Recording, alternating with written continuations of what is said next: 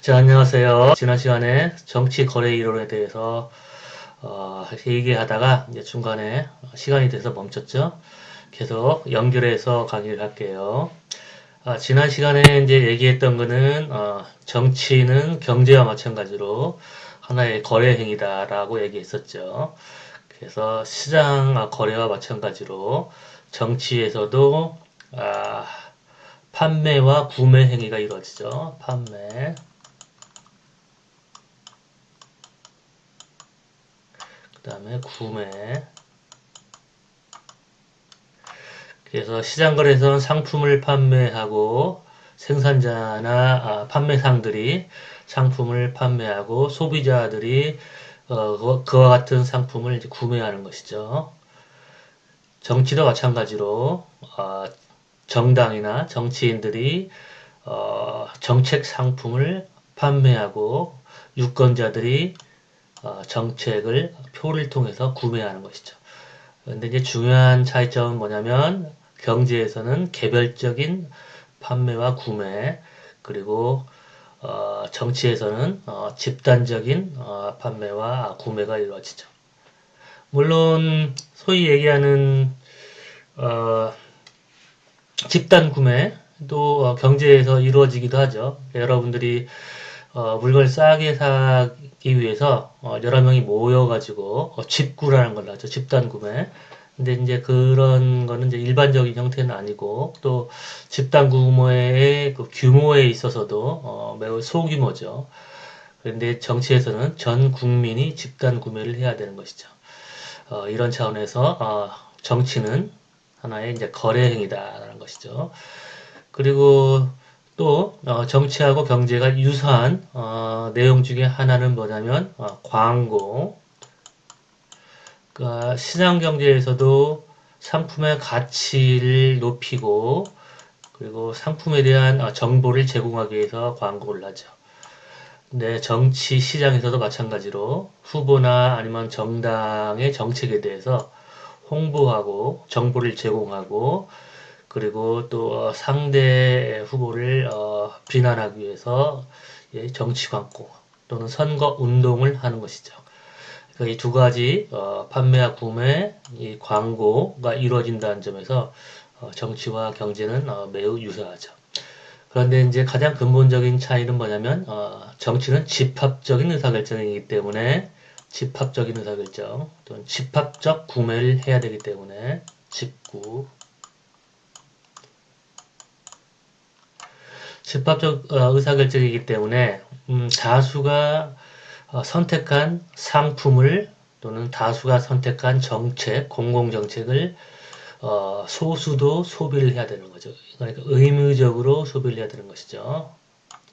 집단적인 소비가 이루어지는 것이죠.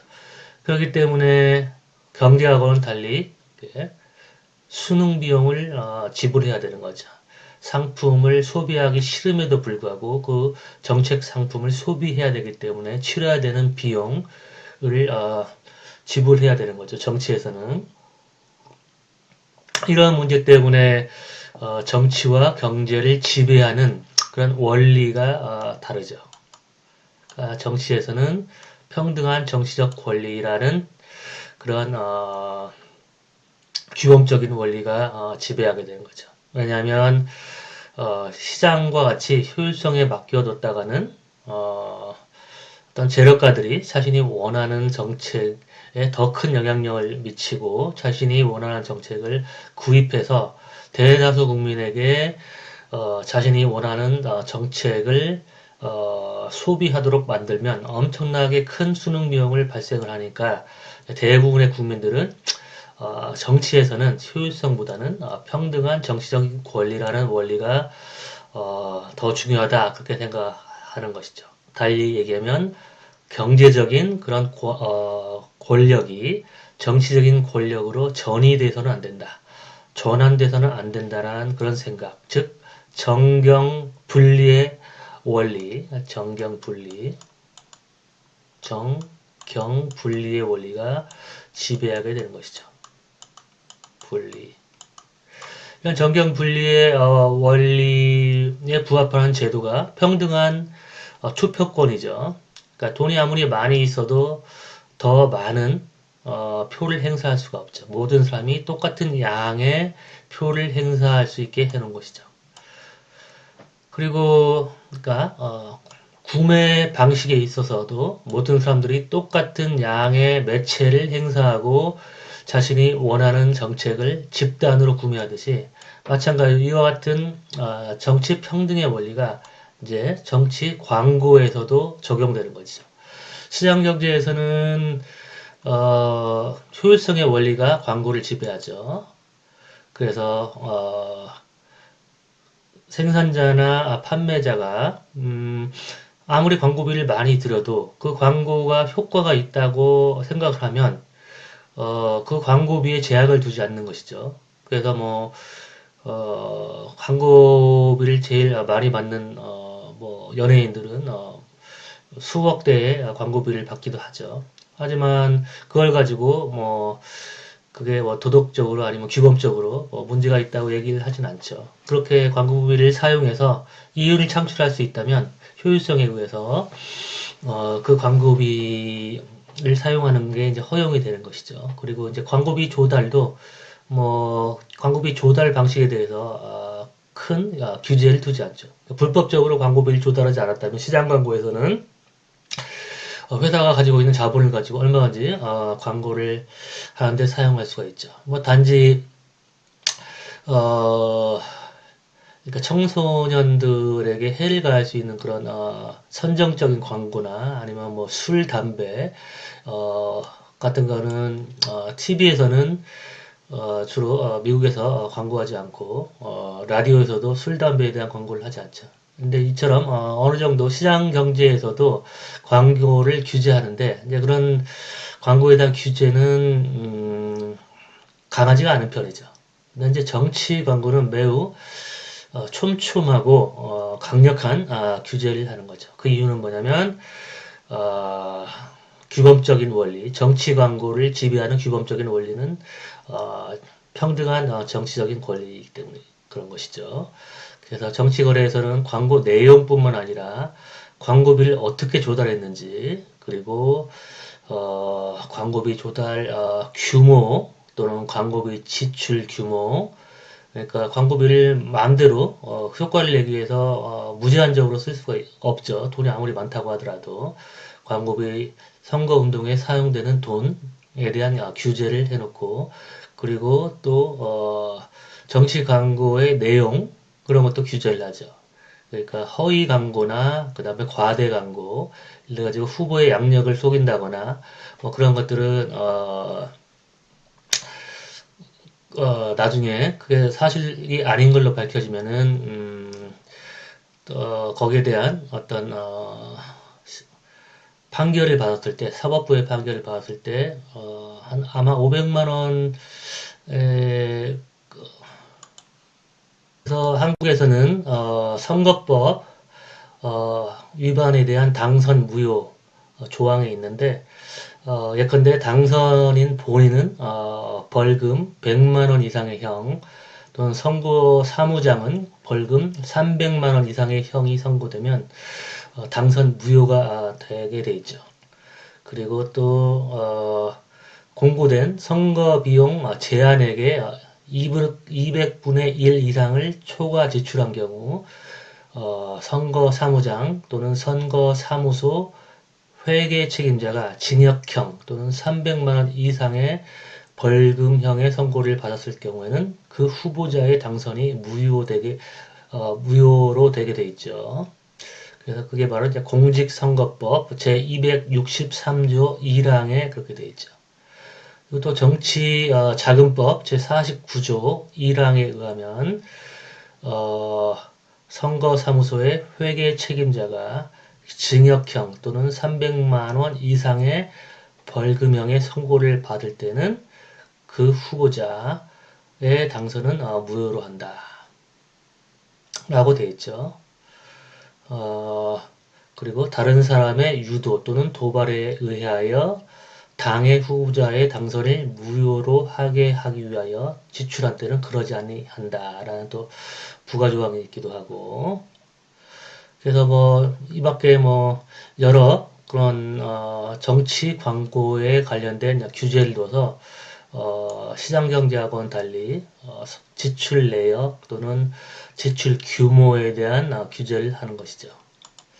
그리고 뿐만 아니라 또 정치 광고 같은 경우에는 광고 기간을 또 규제하는 것이죠. 그러니까 선거 운동을 일정 기간만 정해놓고 그때만 이제 선거 운동을 할 수 있게 한 것이죠. 그러니까 이처럼 정치 거래에서 광고 제도가 더 엄격한 이유는 정치 거래에서는 규범적 원리가 정치적인 평등 이기 때문이죠. 그래서 뭐 미국 같은 경우에는 정당 또는 후보를 위한 직접적인 정치 자금의 기부는 그 출처와 규모에 대해서 법의 규제를 받고 영국은 정당의 지출 규모를 제한하고 있고 프랑스는 기업의 정치 자금 기부를 방지하고 있어요. 그래서 이처럼 정치 광고에 대해서는 엄격한 그런 규제를 하고 있는데 이제 미국 같은 경우에는 조금씩 또 다른 규범적인 원리가 적용되기 시작했어요. 이제 그 원리는 뭐냐면 이 표현의 자유라는 원리. 그러니까 정치 광고를 또 너무나 엄격하게 규제를 하니까 후보에 대해서 알 길이 없고 정책에 대해서 알 길이 없으니까 너무나 또 엄격한 자유는 민주주의의 원리 중에 하나인 표현의 자유, 그리고 후보에 대해서 알 권리 이런 것들이 침해된다고 생각해서 점점 어떤 규제, 평등한 정치적 권리라는 그런 원리보다 표현의 자유라는 원리가 더 점점 우세하게 돼 있었어요. 예를 들면은 미국의 경우에 1976년 대법원의 판결이 있었는데 그 판결의 이름이 이제 버클리 B-U-C-K-L-E-Y 버클리 네 versus 발레오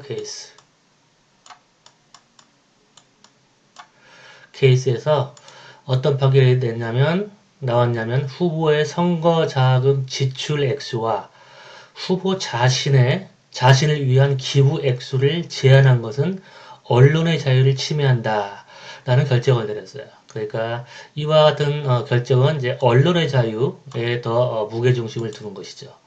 그래서 그 이후에 미국의 정치자금법의 무게중심은 언론의 자유, 즉 표현의 자유 쪽으로 점점점 이동하게 되었어요. 그래서 이와 같은 추세는 다른 선진국에서도 발견돼서 영국은 정당이 받는 기부금 액수에 제한을 두지 않고 그다음 호주와 독일은 기부금 수입 및 지출 규모에 제한을 두지 않게 되었어요. 이처럼 근데 문제는 뭐냐면 또 표현의 자유가 강조되면 강조될수록 정치 광고는 시장 거래에서의 상품 광고와 유사해지고 비슷해지고 평등한 정치적인 권리라는 그런 원리가 침해될 가능성이 높아지는 것이죠. 대개 이제 미국이나 영국과 같은 그런 자유주의 성향이 강한 국가는 표현의 자유를 조금 더 강조하고 그 다음에 대륙 유럽 국가들 그리고 또는 북구 국가들 스웨덴이나 핀란드 뭐 그런 국가에서는 정치적인 평등을 더 강조하는 편이죠. 그래서 이처럼 정치와 경제가 서로 다른 규범적 원리에 의해서 지배되니까 그 원리에 부합하는 또 정치 제도들이 만들어지겠죠. 왜냐하면 국민들이 생각할 때 정치는 평등한 정치적 권한이 효율성보다 더 중요하다. 대다수가 그렇게 생각하기 때문에 그 대다수가 또 지지하는 그런 정치 제도가 만들어지겠죠. 그래서 그와 같은 정치 제도가 이제 선거법, 정당법, 그러니까 아까 얘기한 평등한 투표권, equal franchise 이런 것들이 바로 정치적인 평등의 원리에 의해서 국민들의 지지를 받아서 만들어진 법이죠. 전에도 얘기했지만 그전에는 모든 유권자들이 동등한 투표권을 행사한 것은 아니죠. 그리고 1849년에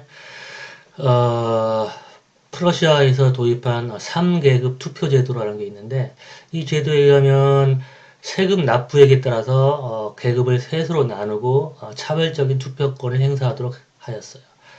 그러니까 세금 납부자의 4.7%에 해당하는 상위 계급은 82.6%에 해당하는 하위 계급의 거의 18배, 정확하게는 17.5배에 해당하는 투표권을 행사할 수 있었어요.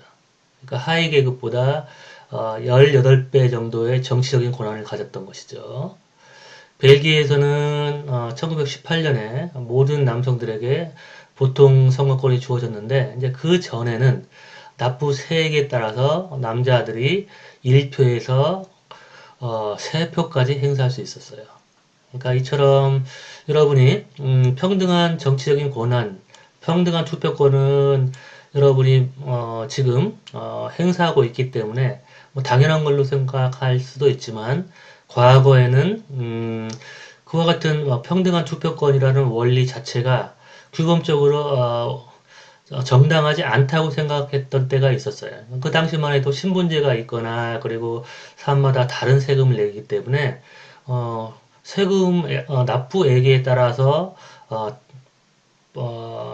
차별적인 정치적인 권한을 행사하는 게 오히려 그게 더 규범적으로 타당하다라고 생각한 적이 있었어요.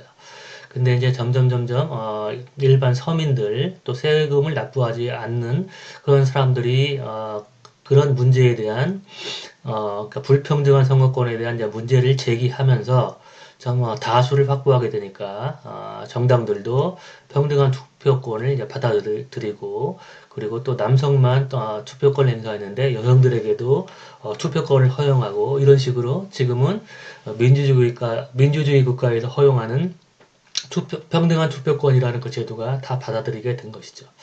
그러니까 그 얘기는 뭐냐면 여러분이 지금은 당연하게 행사하고 있기 때문에 보편적인 그런 제도라고 생각하는 이 평등한 투표권이라는 그 제도도 당시의 어떤 정치적인 그런 권력의 그런 배분에 따라서 그러니까 유산계급이 굉장히 큰 영향력을 가지고 있을 때는 유산계급에 유리한 제도를 채택을 했었던 거죠. 근데 무상계급이나 그리고 이제 일반 유권자들이 수가 늘어나면서 그들이 이제 권한을 점점 다수로서의 권한을 행사할 수 있게 되니까 정치제도, 평등한 투표권이라는 제도가 채택된 거죠. 그러니까 달리 얘기하면 규칙의 차이인 것이죠. 그러니까 정치와 경제에 있어서 차이는 본질적으로는 거래 행위라는 점에서 똑같은 행위인데 그 차이가 나는 이유는 그 구매 규칙, 정치 제도, 정치 광고에 대한 규칙을 다르게 만들었기 때문에 그 차이가 나는 것이지 정치와 경제가 본질적으로 다른 행위가 아니죠. 그러니까 조금 전에 얘기했던 대로 프러시아나 벨기에 같은 경우에는 시장 거래와 같은 정치 거래가 이루어졌던 것이죠. 왜냐하면 시장 거래에서처럼 유력한 경제적으로 유력한 유권자들이 더 많은 영향력을 행사하고 자신이 원하는 정책을 자신의 경제력을 빌려서 사들일 수 있었기 때문에 시장 거래와 매우 유사하죠. 지금은 민주주의 국가에서는 모든 유권자들이 동등한 정치적인 영향력을 행사해야 된다는 그 원리가 구매 규칙, 구매 행위에서는 엄격하게 적용이 됐지만 광고에서는 표현의 자유 또는 언론의 자유라는 정치적인 평등의 원리와 상충하는 또 다른 이 원리 때문에 정치 광고 영역에서는 정치가 시장 거래화될 가능성, 그러니까 시장 거래에서처럼 경제적인 영향력이 정치적인 영향력으로 전환될 가능성이 더 높다고 얘기할 수 있겠죠. 정치 광고가.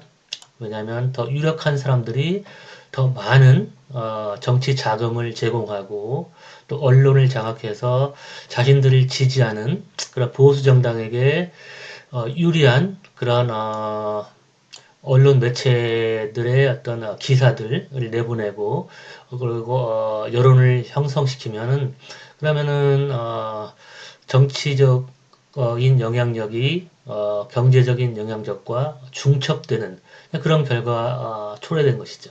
즉 경제적으로 영향력이 있는 사람이 자신에게 유리한 정치 광고를 만들어서 자신에게 유리한 정책을 구입할 수가 있게 되는 거죠. 이게 바로 다음 슬라이드에서 얘기할 정치 거래의 시장 거래화라고 얘기하는 거죠.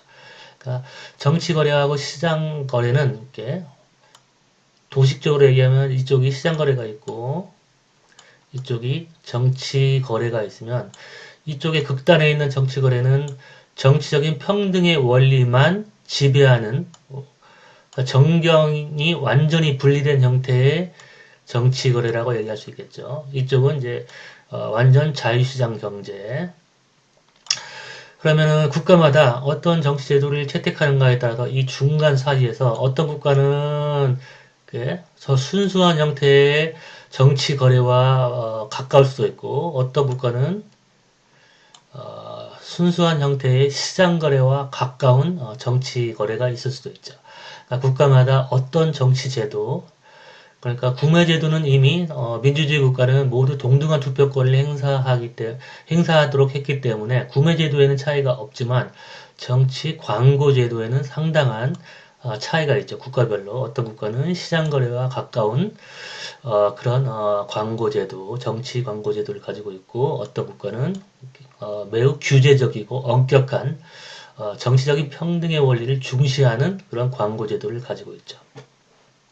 그래서 여기 보면 정치 광고 제도는 이제 선거운동법과 정치자금법인데 국가마다 이 두 가지 원리, 평등한 정치적인 권리, 이 원리와 그 다음에 표현의 자유라는 원리 사이에서 다른 형태의 정치 광고 제도를 채택하는 것이죠. 그렇다면은 이제 또 인과적인 그런 영향을 이렇게 화살표를 통해서 우리가 살펴보면 자 그래서 이처럼 평등한 정치적인 권리라는 규범적인 원리의 지배를 받는 구매제도에 의해서 유권자들은 투표를 하게 되는 거죠. 모든 유권자들이 동등한 정치적인 영향력을 행사해서 집합적으로 자신이 원하는 공공정책을 사기 위해서 표를 행사하는 거죠. 그래서 정치제도의 제한, 규제를 받는 거래 행위를 하는 것이죠. 정치 광고 역시 정치 광고 제도의 규제를 받는 정치 광고를 할 수밖에 없는 것이죠. 그러니까 뭐 인간은 제도적인 규제에 의해서 그 제한에서만 행동을 해야 되니까 그래서 국가마다 다른 정치 광고 제도에 의해서 후보의 유인 가치 또는 유인 쟁점을 광고하는 것이죠. 여기서 유인이라는 말은 영어로 valence라고 해요. V-A-L-E-N-C-E valence.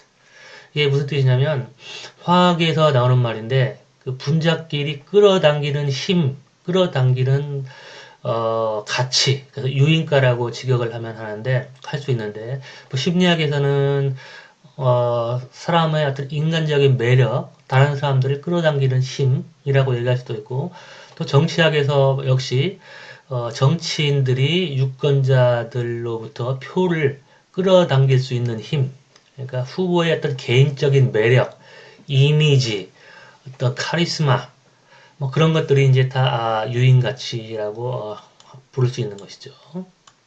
그러니까 지난 시간에 위치쟁점이라고 얘기했을 때는 좌우의 공간에 이렇게 좌우의 공간에 배열할 수 있는 쟁점, 정당의 입장이나 유권자의 입장을 정당이 진보적인 입장 이렇게 제시할 수도 있고, 또 보수정당은 보수적인 입장을 제시하고, 유권자들은 이 사이에 골고루 극좌부터 극우까지 이렇게 분포해 있죠. 그래서 유권자들은 만약에 여기 있는 유권자는 진보정당 입장이 자신의 입장과 더 가깝기 때문에, 그리고 보수정당은 이렇게 거리가 차이가 나죠. 그러니까 진보정당 후보를 지지하겠죠. 그래서 이걸 이제 위치쟁점이라고 불렀어요. 좌우의 정책적인 공간 또는 이념적인 공간에 배열할 수 있는 쟁점, 그 위치쟁점. 그래서 조세정책 또는 뭐 임금정책, 경제정책, 그 다음 대북정책 이런 것들이 다 좌우 공간에 배열할 수 있는 것들이죠. 근데 예를 들어서 후보의 매력이라고 생각해 보세요. 후보의 매력을 좌우 공간에 배열할 수 있는지, 좌파적인 후보의 매력, 우파적인 후보의 매력 그런 건 없죠. 후보의 매력은 매력이 약하다, 강하다 그렇게는 우리가 구분할 수가 있죠. 그러니까 좌우의 공간에 배열하는 게 아니라 후보의 매력이 없다, 후보의 매력이 넘친다 이렇게 우리가 얘기할 수 있죠. 후보의 능력도 마찬가지죠. 후보의 능력이 있다, 없다, 많다. 우리 그렇게 얘기를 하는 거지. 진보적인 후보의 매력, 뭐 진보적인 후보의 능력, 보수적인 후보의 능력 이렇게 얘기하지는 않죠. 그렇기 때문에 유인쟁점, 그 밸런스 이슈에서는 유권자들이 좌우에 이렇게 골고루 배열될 수가 없죠. 그러니까 왜냐하면 모든 유권자들은 최고의 유인 가치를 좋아하는 거죠. 그러니까 예를 들어 후보의 능력이라고 했을 경우, 후보의 능력이라고 했을 경우에 이게 능력이 없다, 없음. 여기는 후보의 능력이 가장 많은 경우죠. 최대 능력. 그럼 모든 유권자들은 이 후보의 능력 여기를 다 선호하죠. 그 유권자들이 위치쟁점처럼 좌우에 이렇게 분포되어 있는 게 아니라 모든 유권자들은 다 이 후보의 최대 능력을 다 선호하죠. 이렇게 몰려있죠, 한쪽에. 그 유권자들이 좌우 또는 진보 보수에 이렇게 넓게 분포되어 있는 게 아니라 한 점에 집중되어 있죠. 왜냐하면 모든 유권자들은 후보의 능력이 있는 것을 좋아하기 때문에. 이게 바로 이제 유인쟁점과 위치쟁점의 차이인데, 그렇다면은 정치인들은 정치 광고를 할 때 이 위치쟁점을 굳이 광고할 필요가 없는 것이죠. 예를 들어가지고 진보적인 정당의 후보가 나는 지금 이 진보적인 이 입장을 좋아한다. 이 입장을 표방한다. 그리고 선명하게 난 이런 정책을 필 것이다. 뭐 예를 들어서 최저임금을 뭐 10,000원 인상할 것이다. 그렇게 하게 되면 이 정책 입장을 싫어하는 유권자들, 여기 있는 유권자들의 표를 잃게 되는 것이죠. 물론 여기 있는 유권자들의 표를 얻을 수는 있지만 대신 멀리 있는 유권자의 표를 잃게 되니까 정치인들은 굳이 위치쟁점을 가지고 경쟁할 필요가 없죠. 왜냐하면 위치쟁점은 반드시 특정한 위치쟁점을 좋아하는 유권자도 있고 반대하는 유권자도 있기 때문에 특정 유권자들의 표를 얻기 위해서는 그에 반대하는 정책에 반대하는 다른 유권자의 표를 잃게 돼 있죠. 반드시. 그렇기 때문에 정치인들은 이처럼 이익을 볼 수도 있지만 또 손해를 볼 수 있는 정책에 대한 광고를 하기보다는 유인가치 광고에 집중하는 거죠. 그래서 나는 내가 대통령이 되면 경제를 살릴 수 있는 능력이 있다. 내가 대통령이 되면 남북 문제를 해결할 능력이 있다. 능력, 그리고 또는 도덕성. 나는 도덕적으로 문제가 없다. 반면에 상대 후보는 도덕적인 문제가 있는 후보다. 이런 식으로 비난을 하는 것이죠. 그리고 나는 능력이 있으나 상대 후보는 무능력하다. 이런 식으로 광고를 했을 경우에는 표를 그러니까 예컨대 능력이 없는 유권자를 좋아하는 능력이 없는 후보를 좋아하는 유권자들이 이렇게 있다면, 여기 널리 분포해 있다면, 무능력자를 좋아하는 유권자들이 이렇게 있다면, 만약에 후보가 나는 능력이 있다라고 광고를 했을 때 이들의 표를 잃게 되는 것이죠. 무능력을 좋아하는.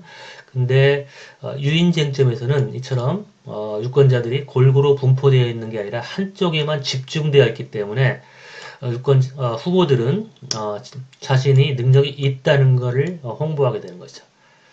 또는 도덕성이 있다는 걸 홍보하게 되고, 그리고 또 자신의 지역구에 가면 국회의원 후보들은 지역구 사업, 내가 국회의원이 되면 우리 지역구에 모든 지역 구민들이 좋아할 수 있는 그런 지역구 사업을 가져다 주겠다. 국가 예산을 따서 우리 지역구가 경제적으로 발전할 수 있도록 뭐 지하철을 역을 건설한달지 이런 식으로 홍보하는 것이죠. 그래서 다시 앞으로 들어가면 유인가치 또는 유인쟁점에 대한 정치 광고를 하는 것이죠. 근데 이와 같은 정치 광고는 아까도 얘기했지만 이 정치 광고 제도의 규제를 받는 것이죠. 그러니까 예를 들어서 학력을 속인다 할지 경력을 속인다 할지 이제 그와 같은 거는 선거법에 저촉되고 아까 얘기했던 대로 정치자금법에 의해서 정치자금 사용에 대해서 일정한 규제를 받는 것이죠. 그래서 이와 같은 메커니즘이 바로 정치 거래 이론. 다시 한번 정리하면 정치에서는 시장 거래와 같이 상품을 파는데 공공정책이라는 상품을 팔게 되는 것이죠. 근데 공공정책이라는 상품은 반드시 모든 유권자들이 다 집단적으로 의무를 해야 되기 때문에 일부 유권자들이 특히 소수에 속하는 유권자들이 자신이 원치 않는 결정을 따라야 되기 때문에 수능 비용이 발생하고 그래서 사람들은 이 수능 비용을 내기를 원치 않으니까 두 가지 행동을 하게 되는 거죠. 첫 번째는 수능 비용을 줄이기 위해서 정치 활동을 하게 되고 그리고 또 수능 비용을 줄일 수 있는 정치 제도를 만들게 되는 거죠. 그와 같은 정치 제도가 평등한 정치적인 권리라는 제도가 되는 거죠. 이런 규범적인 원리가 형성이 되면 이런 규범적인 원리에 근거한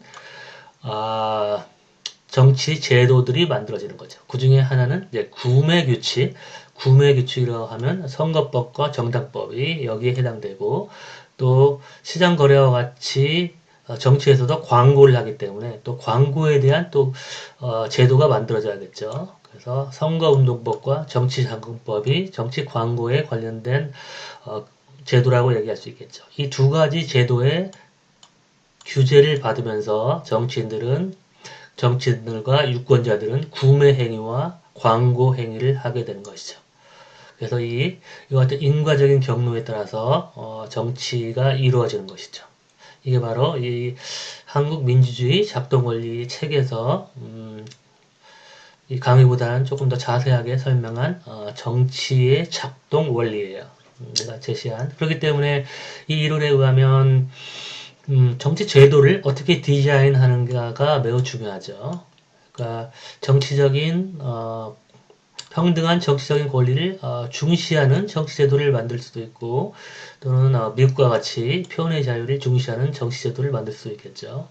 그래서 정치 제도를 어떻게 설계하는가에 따라서 이 정경분리의 원칙이 더 효과적으로 달성될 수도 있겠죠.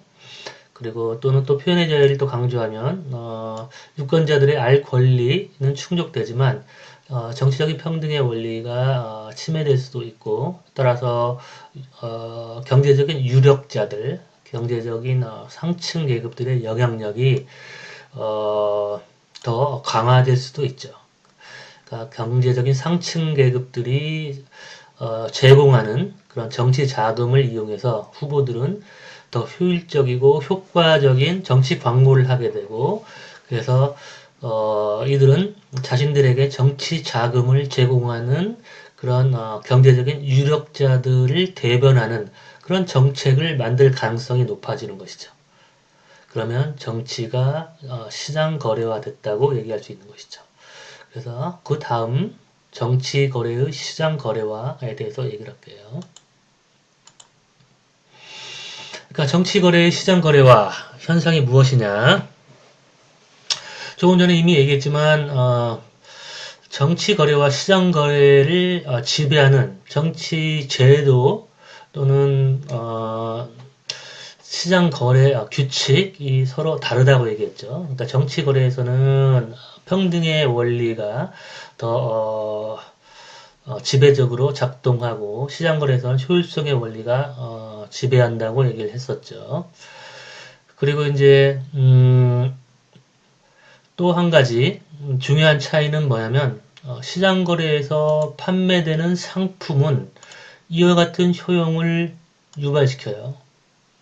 그러니까 예를 들어서 어떤 상품의 질이 좋으면 좋을수록 그러니까 우측으로 상품의 질이 좋으면 유권자들은 이제 효용이 이렇게 증가하겠죠. 물론 뭐 이렇게 선형적으로 직선으로 증가할 수도 있고 뭐 이렇게 증가할 수도 있고 이렇게 증가할 수도 있지만 주로 일반적으로 경험적인 세계에서는 유권자의 효용은 이처럼 처음에는 빠르게 증가하다가 점점점점 느리게 증가하겠죠. 그 이유는 뭐냐면 물림 효과, satiation. 사람들은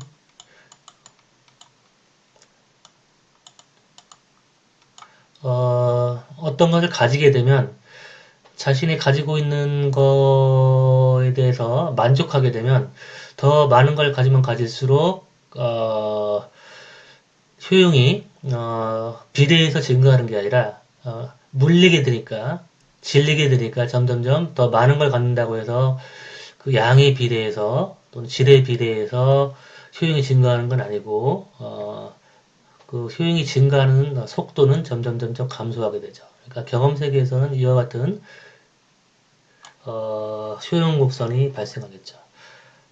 근데 이제 정치 거래에서는 이와 같은 효용을 유발시키는 정치 상품도 거래되죠. 그게 바로 이제 유인 상품, 그 후보의 능력 같은 경우에는 유권자들로 하여금 이와 같은 효용을 유발시키죠. 그러니까 후보의 어떤 능력이 뛰어나면 뛰어날수록 처음에는 후보의 능력이 없다가 어느 정도 후보의 능력이 있는 후보에 대해서는 효용이 빨리 증가하는데, 근데 후보의 능력이 이제 최대치에 도달하게 되면 점점점점 거기다 효용이 이렇게 줄어들게 되죠. 또는 어떤 후보의 어떤 그 유인 가치의 양 같은 것도 마찬가지죠. 그러니까 지역구에 가져다주는 지역구 사업이 증가하면 증가할수록 처음에는 그 지역구 사업에 대해서 굉장히 높게 평가하다가 그 다음에 이제 많은 지역구 사업이 제공되면 그 다음부터는 그 가치에 대해서 좀 덜 평가하게 되겠죠. 그래서 지역구 사업이나 어떤 후보의 능력, 후보의 도덕성, 뭐 그런 것들은 다 시장 상품과 유사한 형태의 효용을 발생시키죠. 시장 상품은 예를 들어서 빵이나 뭐 바나나, 그다음 핸드폰 그런 거에 대한 효용은 이처럼 증가하다가 단순 증가하는 형태, 증가하다가 약간 그 효용의 증가 속도가 느려지는 이런 형태의 효용이 발생하죠. 하지만 정치 거래에서도 마찬가지로 후보의 유인 가치에 대한 효용은 시장 상품과 마찬가지의 효용을 유발시키나 위치 쟁점에 대한 효용은 이와 같은 효용을 유발시키죠.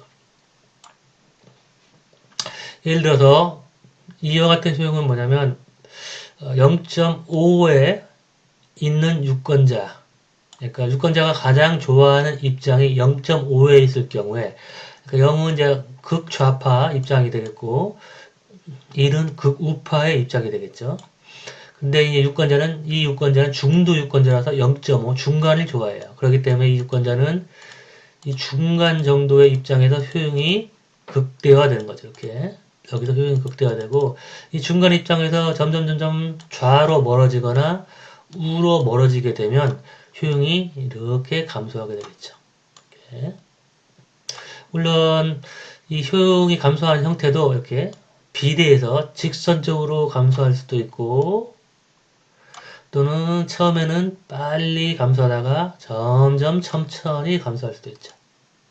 그러면 이거 세 가지 형태 직선의 형태와 그 다음에 2차 방정식 형태와 종 모양의 형태 중에서 어떤 게 가장 현실과 가깝냐면 아무래도 종 모양의 형태가 현실과 가깝죠. 왜냐하면 사람들은 자기가 제일 좋아하는 이상적인 모습에서 거리가 멀어지면 굉장히 빨리 실망을 하게 되는 거죠. 자신이 제일 좋게 생각하는 모습에서 멀어지면 사람들은 실망을 하다가 근데 너무나 이제 멀어져 버리면 자신이 좋아하는 모습에서 아예 멀어져 버리면 사람들은 무관심하게 되죠. 그렇기 때문에 효용이 무관심하니까 이제는 천천히 감소하게 되는 거죠. 그러니까 뭐 남녀 관계도 마찬가지죠. 그러니까 남학생이 여학생에 대해서 가장 이상적으로 생각하는 어떤 모습이 있겠죠. 특정 남학생이 그리고 특정 여학생도 상대편 남자친구한테 가장 멋있어 보이는 가장 이상적인 모습이 있겠죠. 근데 그 남자친구가 그와 같은 모습으로부터 좀 멀어지면 굉장히 슬퍼하고 실망하게 되죠. 하지만 너무나 이미 멀어져 버렸으면 그다음부터는 이 남자친구에 대해서 관심이 없으니까 더 멀어지던 말던 뭐 효용이 별로 이렇게 빨리 처음처럼 빨리 증가하지 않고 이때부터는 천천히 감소하는 형태가 되겠죠. 근데 어쨌든 정치에서는 이전에 얘기했던 위치 쟁점, 그러니까 좌우에 배열할 수 있는 위치 쟁점은 이와 같은 단봉형의 효용을 발생시켜요. 위치 쟁점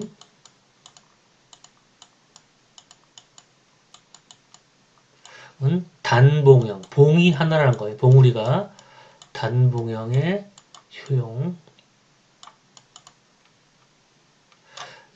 발생시키죠. 봉이 하나인.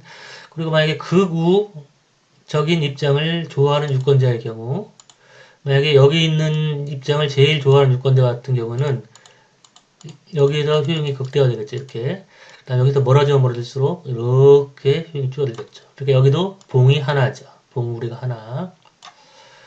그러니까 위치 쟁점에 대한 효용은 이처럼 단봉형의 효용을 창출시키는 반면 유인 가치에 대한 효용은 이처럼 단순 증가하는 효용. 단순 증가한다는 얘기는 무슨 뜻이냐면 효용이 이렇게 증가하다가 중간에 다시 감소하다가 증가하면 이건 단순 증가가 아니에요. 단순 증가는 이렇게 증가하든지 뭐 이렇게 증가하든지 이렇게 증가하든지 중간에 다시 감소하지 않는 형태의 증가를 단순 증가라고 불러요. 근데 뭐 후보에 예를 들어서 능력이 뛰어나면 뛰어날수록 효용이 처음에 증가하다가 다시 중간 정도에 대해서 점점 후보의 능력이 증가하는데 이때는 효용이 감소하다가 어느 순간에 대해서 다시 후보의 능력에 대한 효용이 증가할 수 있는 이런 형태의 효용은 발생하지가 않죠. 그쵸? 그러니까 상품도 마찬가지죠. 어떤 핸드폰의 질이 좋아지면 좋아질수록 효용이 점점 증가하면 증가했지 중간 정도의 질을 가지고 있다고 해서 효용이 중간에 이렇게 감소했다가 다시 증가하진 않죠. 그러니까 시장 상품과 마찬가지로 유인 쟁점, 유인 가치에 대한 효용은 단순 증가하게 되고 그 다음에 위치 쟁점, 그러니까 위치 쟁점이라고 하면 정책을 얘기하는 거죠. 좌우 공간에 배열할 수 있는 공공정책, 공공정책에 대한 효용은 단봉형의 효용을 가지게 되는 것이죠. 그럼 정치거래의 시장거래와는 뭐냐면 시장거래에서처럼 주로 이와 같은 효용을 유발시키는 그런 상품이 주로 거래된다면 그거는 시장거래처럼 정치거래가 시장 상품과 같은 정치 상품들이 주로 거래되는 거죠. 그러니까 이 단순 증가 유권자의 효용을 단순 증가시키는 시장 상품과 같은 그런 정치 상품, 즉 유인 가치가 주로 거래되는 그런 정치 경쟁의 형태가 바로 정치 거래의 시장 거래화죠. 그러니까 정치 경쟁이 주로 공공 정책으로 이루어지면 이처럼 단봉형의 효용을 유발시키는 공공 정책으로 이루어지면 이와 같은 정치 경쟁은 시장 거래와하고는 거리가 먼 것이죠. 그러니까 시장 거래에서는 판매되지 않는 정치 거래에서만 판매되는, 그러니까 즉 정치 거래에서만 고유한 상품, 정치 거래에서 고유한 상품만 거래되는 경우에는 이거는 순수한 형태의 정치 거래라고 얘기할 수 있겠죠. 하지만 아까도 얘기했듯이 정치 거래에서는 공공 정책만 거래되는 게 아니라 시장 상품과 유사한 형태의 효용을 유발시키는 유인 상품 또는 유인 가치가 거래되고, 그리고 특히 정당들이 정책 대결을 회피하는 그런 국가에서는 주로 유인가치 중심의 선거 경쟁이 이루어지는 거죠. 즉 달리 얘기하면 후보들이 상대편 후보를 비방하고 나의 어떤 장점을 가공 생산해서 나는 뭐 능력이 있고 경제를 할 수도 있고 그리고 도덕적으로도 깨끗하고 그런 것만 가지고 서로 공격하는 것이죠. 뭐 코로나 사태가 일어났을 때 상대 뭐 여당은 잘 대처를 하지 못해가지고 지금 뭐 코로나가 확산되었다 뭐 이런 식으로 여당을 비난하거나 또 여당은 다른 국가에 비해서 상대적으로 효과적으로 대처했다. 그래서 자기의 어떤 대처를 홍보하고 이런 식의 선거 경쟁이 바로 유인가치 중심의 선거 경쟁이죠. 또 국회의원 선거의 경우에 또 국회의원 후보들은 내가 당선이 되면은 우리 지역구에 국가 예산을 얼마 배분하겠다. 그러니까 그것도 이제 유인가치 중심의 선거 경쟁이죠. 정책 대결이 없는 후보의 어떤 장점과 단점에 대한 정치 광고 또는 네거티브 캠페인 중심의 선거 경쟁. 그게 바로 이제 정치 거래의 시장 거래를 의미하고, 정치 거래가 시장 거래가 되면 이제 어떤 결과가 초래되느냐? 그러면 아까도 얘기했지만 유인가치 광고 중심의 선거 경쟁이 이루어진다면 유인가치 광고 중심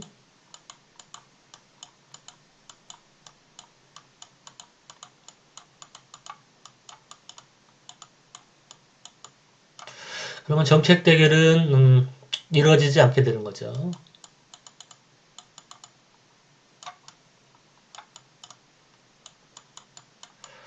그러면 어떤 결과가 초래되느냐? 일단 유인가치에 필요한 정치 자원을 제공하는 사람들이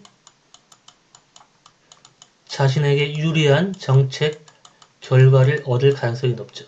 그러니까 정치 자원이라고 하면 돈, 경제적인 자원, 또 인적 자원, 자원봉사 같은 그런 걸 의미하는 것이죠. 그러면 정치 자원을 더 많이 제공하는 집단 이 있고 그런 정치 자원을 제공받는 정당이 있는데, 그러면 아무래도 정치 자원을 많이 제공받는 정당이 선거에서 더 효과적으로 정치 광고를 하게 되고 따라서 선거에서 승리할 가능성이 높아지겠죠. 그러니까 정치 자원 제공자 입장이 반영될 가능성이 높죠. 왜냐하면 정치 자원을 제공하는 사람들이 지지하는 정당이 선거에서 이길 가능성이 높고, 그와 같은 정당이 이 사람들이 좋아하는 정치자원 제공자들이 좋아하는 정책 입장을 표방하게 되는 거죠. 그 얘기는 뭐냐면 결과적으로 정치자원을 제공하는 사람들이 자신이 원하는 정책을 돈을 주고 사게 되는 거죠. 그러니까 정책 구입이 이루어지는 거죠. 정책 구입. 시장 거래에서처럼 정치적인 권한이 경제적인 권한에 의해서 영향을 받게 되는 것이죠. 그러니까 경제적인 유력자들이 정치적인 권한도 갖게 돼서 자신들이 원하는 정책을 간접적으로 정치 자원을 통해서 구입하게 되는 것이죠. 그러니까 시장 거래와 매우 유사하게 되는 것이죠. 그리고 또 어떤 심대한 문제가 생기냐면, 이와 같은 정치 거래의 시장 거래가 이루어지게 된다면 유권자들이 투표를 할 때 단지 유력자들이 자신에게 유리한 정책을 사는 것뿐만 아니라 유권자들이 투표를 할 때 자신에게 정책적인 해를 끼칠 수 있는 정당에게 잘못 투표할 수가 있게 되는 거죠.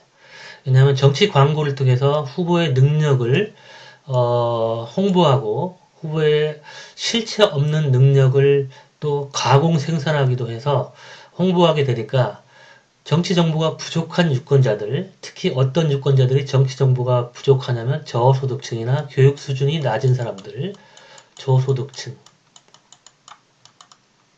교육 수준이 낮은 사람들이 정치 정보가 없기 때문에 이런 유인가치 광고에 쉽게 현혹되게 돼 있어요.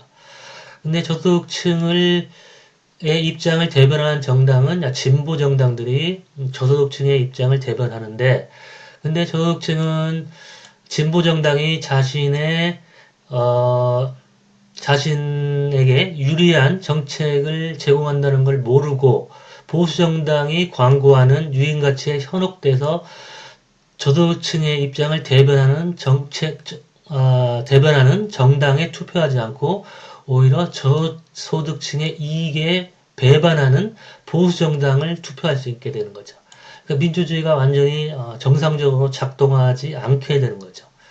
그러니까 이 세 번째 수업 시간에 얘기했듯이 민주주의가 정상적으로 작동한다는 것은 유권자들이 자신을 정책적으로 대변하는 정당을 지지해서 그 정당이 표방하는 정책으로부터 혜택을 입고, 근데 자신이 지지하는 정당이 자신에게 이익을 제공하지 않았을 경우에 다음 선거에서 그 정당을 심판해서 정당을 교체하고 그런 투표 심판을 통해서 유권자의 이익을 대변하기 위한 게 대의민주주의라고 얘기할 수 있죠. 하지만 유인가치 중심의 선거 경쟁이 이루어지면 그와 같은 자신의 이익을 대변하는 정당을 찍을 수 없게 되는 거죠.